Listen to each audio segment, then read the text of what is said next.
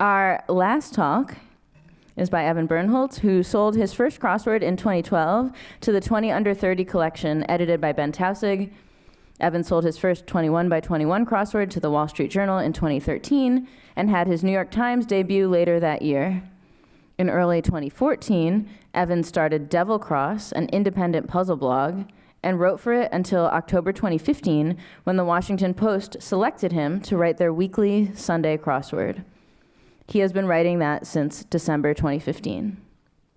Evan has also written crosswords for Fireball, ABCX, Matt Gaffney's weekly crossword contest, the American Crossword Puzzle Tournament, Lollapuzzoola, Bosswords, and the alumni magazine of Drexel University, where Evan earned his master's degree in public health. Evan was a co-founder of the Indy 500 crossword tournament and served as the lead organizer of the 2020 charity pack Grids for Good, which is where I first met Evan.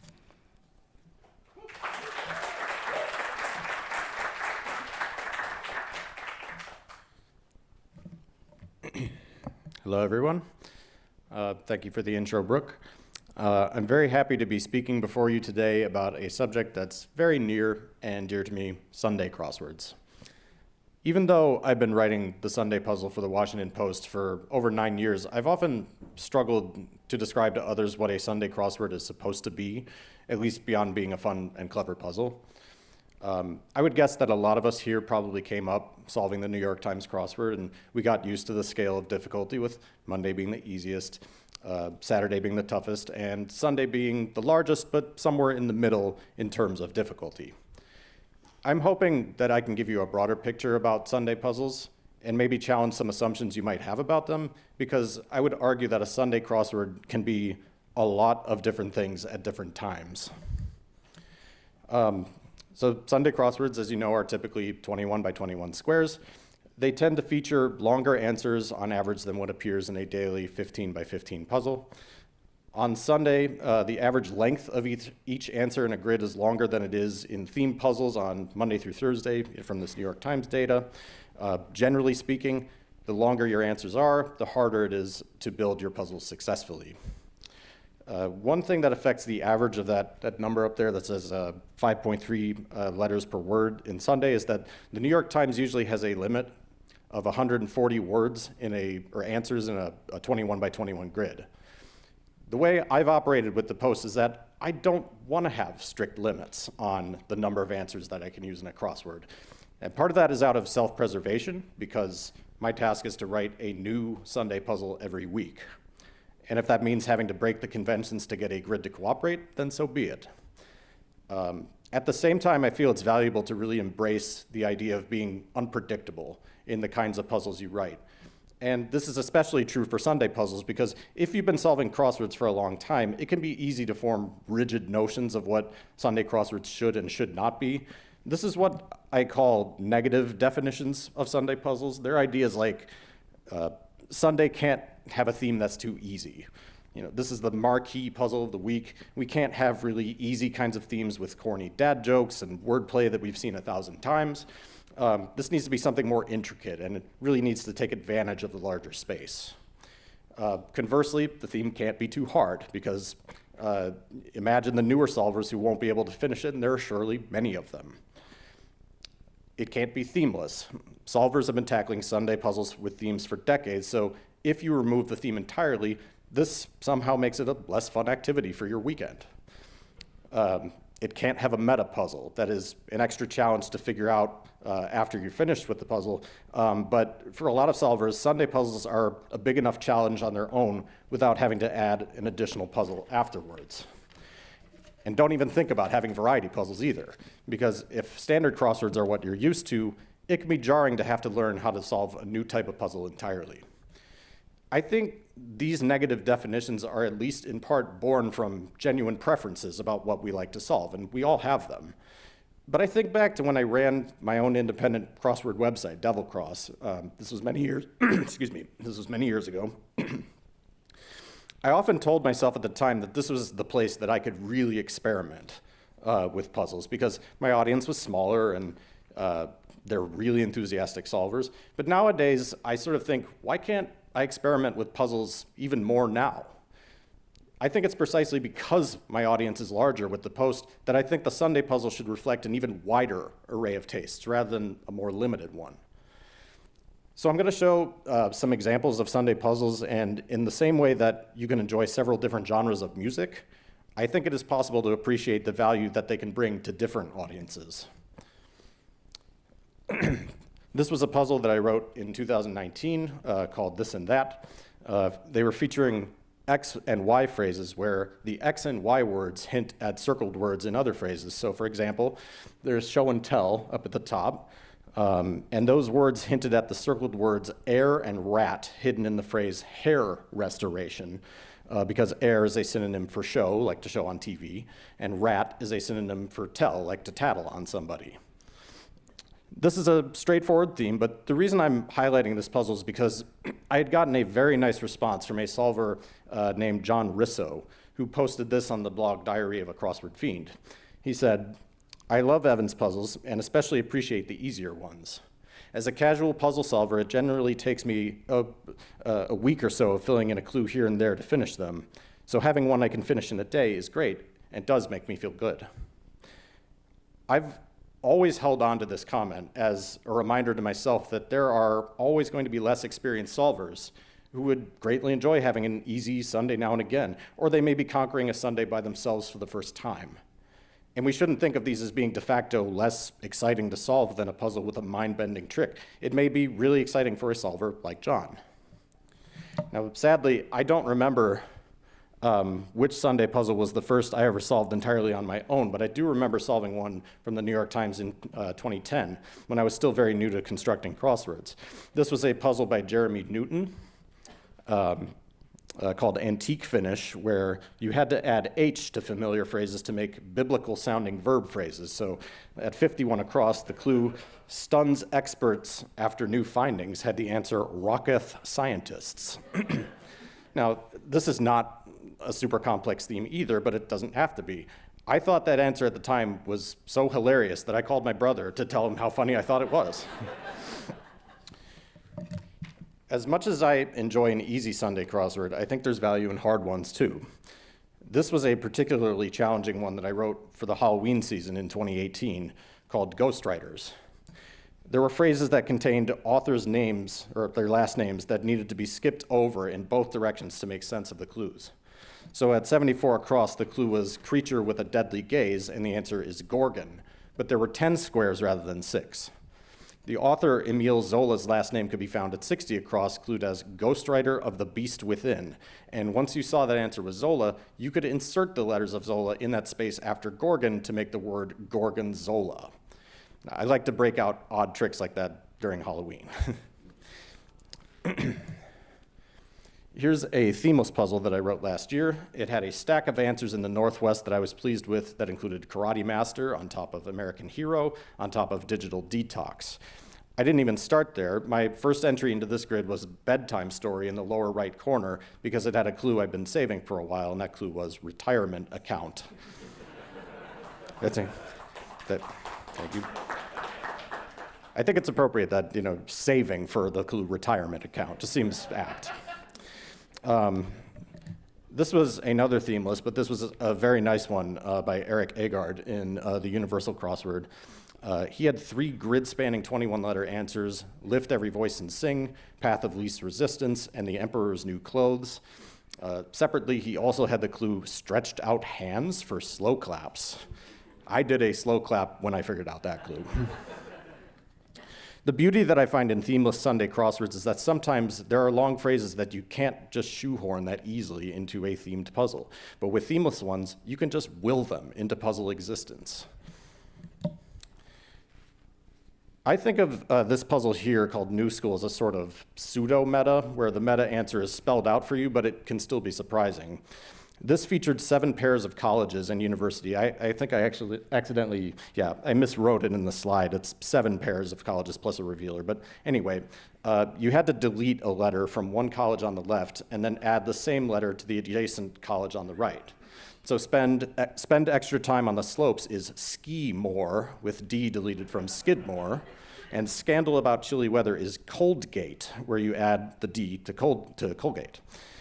The clues also parenthetically hinted at a letter going from one school in New York to another school in New York, and in the end, the letters that moved in each row spelled student, which was revealed by the phrase transfer student.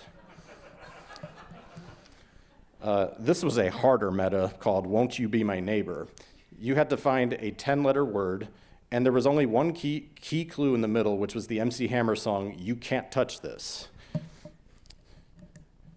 What you had to do was find every instance of the letter U in the grid and eliminate every letter that surrounded it. The only letters in the grid not touching U spelled out intangible. Even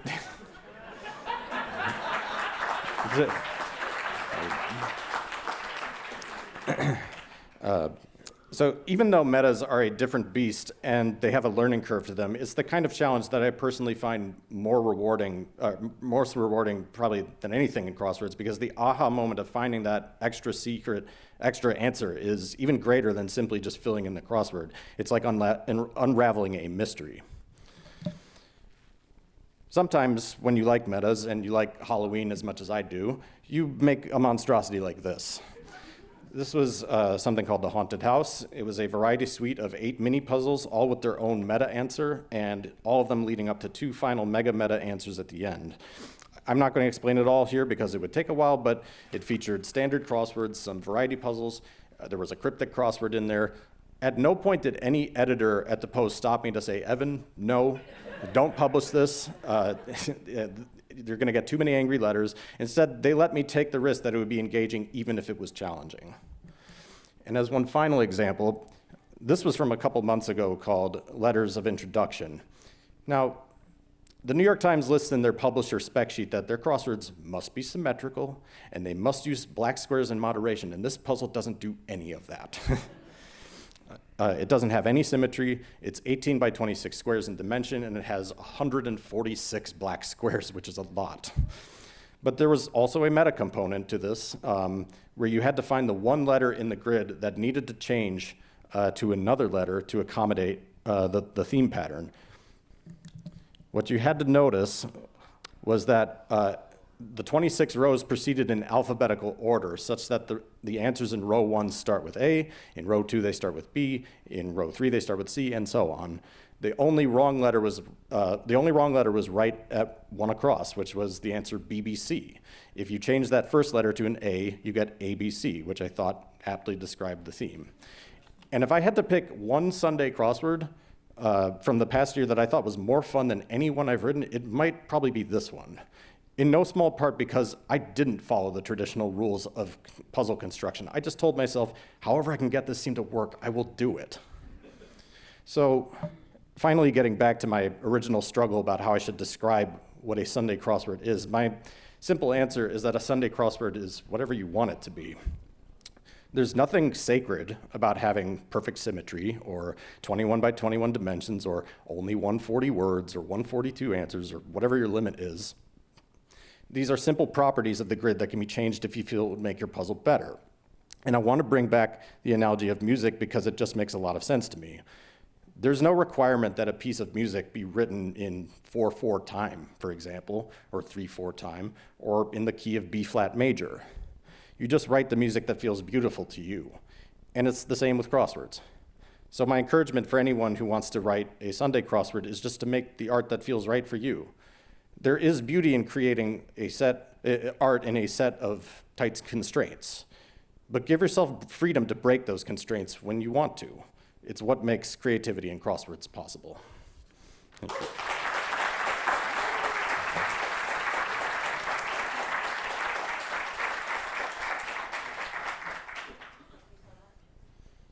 Thank you so much. I'm going to take the first question. Okay. So I think about this all the time at Puzzmo, like Puzzmo crossword, which I assume all of you solve every day, is usually easy. But every once in a while, I do something like a little tricky. And every once in a while, someone who solves the puzzle in 5 minutes every day spends 20 minutes on the puzzle. And I always worry that that's going to be the first day someone tries Puzzmo. And I don't know what to do about that because it's important to me that I introduce things that people might find in other crosswords in other venues, and like sometimes I just want to make my cute little idea. But do you think about this with your Sunday crossword, where you've shown some really intense themes, and you highlighted the easy one, which was like this comment from this person on Crossword Fiend that was like, and you talked about, well, what if that's someone's first Sunday crossword? That could be really nice. What if their first one is like one of your meta things? What do you how do you think about that? Yeah, I mean, I remember getting similar comments from solvers who tried, either that like Ghostwriter's puzzle or some other, puzzle with a very fiendish kind of trick, that was their first one, and they kind of, I remember one had written to me, sort of lamenting that, like, if I were smarter, right, maybe I could figure this out. And newer solvers, I think, just go through that all the time, that there's always some, the hump that they got to get over just to be able to conquer the tougher puzzles. And even, what might seem as easy to many of us in here might be a big challenge for them too. So, I mean, I can't really worry too much about, like, is this like if they land on that puzzle first, like, are they never going to come back? It's like, you can talk yourself, into a corner pretty much every time, but I think you just have to make the puzzle that feels right. That's really how I would approach that. Thanks. Whose questions are Evan? Okay, lots of questions for Evan. Let's do Stella. Do you have any advice for people who are grid design's not your strong point? You want to go from 15 to 21. It is a huge jump in difficulty. Do you have any advice for people just like trying that out for the first time? I mean, yeah. I mean, I always think of creating Sunday crosswords as just an expansion of doing 15 by 15s. It's just a larger canvas. I mean, and I know, like, if you were, say, gunning for like a New York Times submission that they have, that's sort of very, in my opinion, very low, maximum count of 140 words. When I started at the Post, I think my very first one had 144.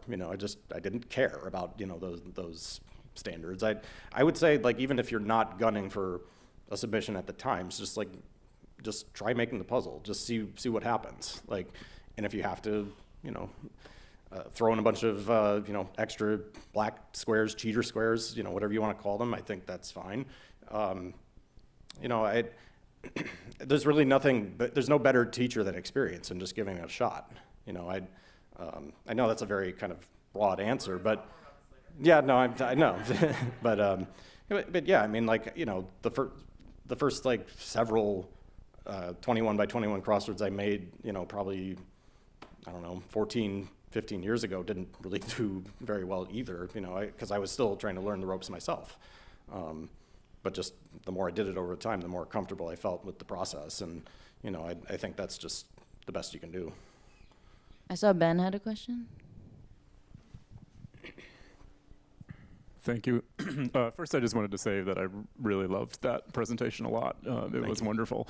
The thing I was thinking about throughout it was just how much your work has sort of echoes Merle Regal. I really feel like, the combination of humor and endless creativity and flexibility, like, you are the heir to Merle in many ways, and I'm sure that you think about that too. And I was wondering if you could comment a little bit on if you indeed still sort of think about him or think about your work as as indebted to him, and maybe especially for new constructors, like, how do you sort of think about him as a model, and how did that help you craft your work? Don't give the mic away. One of you, I don't care who, has to explain to the people who Merle Regal is. Who do you want it to be? Merle was, he was a crossword constructor for the Washington Post, but also many other newspapers prior to that, for 3-4 decades. Basically made crosswords his life. He was a very well-beloved figure in the community. Every time he showed up to the ACPT, everybody wanted to say hello to him and have a chat with him. My sort of anecdote about Merle is that I only got to talk with him in person once, and it's actually one of my biggest regrets in my crossword life, because he was such a fount of joy and fun in all the puzzles he wrote. I actually told him, this was back in at the ACPT in 2015 is when I talked with him, and at the time I was kind of sort of flaming out from my grad school career. And, you know, I told him, I want to do what you do. And he, you know, sort of had this, you know, sort of wistful look in his face, and he said, you know, why don't you, he gave me his card and said, why don't you email me, we'll chat, we'll talk about it. And, you know, I thought I got some time, I'll email him at some point later, and I never got around to it, and he passed away 4 or 5 months later, you know. And, you know, I've gotten to talk with his widow, Marie, in the years since. This past year, I actually wrote a puzzle for Merle for his 75th birthday, or what would have been his 75th birthday, you know, and I tried to sort of emulate his style about using, you know, redefining words to, you know, be like playful kind of puns. You know, it was called If I Wrote the Dictionary. He did a lot of puzzles with that theme where you know, took words and redefined them in a playful way, and I tried to match that style with him as well. So, yeah, I mean, I'd say in conscious and unconscious ways, I've definitely been influenced by Merle in my work, or, you know, yeah. Thank you. Thanks so much. Mark, is your question really quick? Sorry, I've been talking. Okay, you can ask him later. All right, thank you.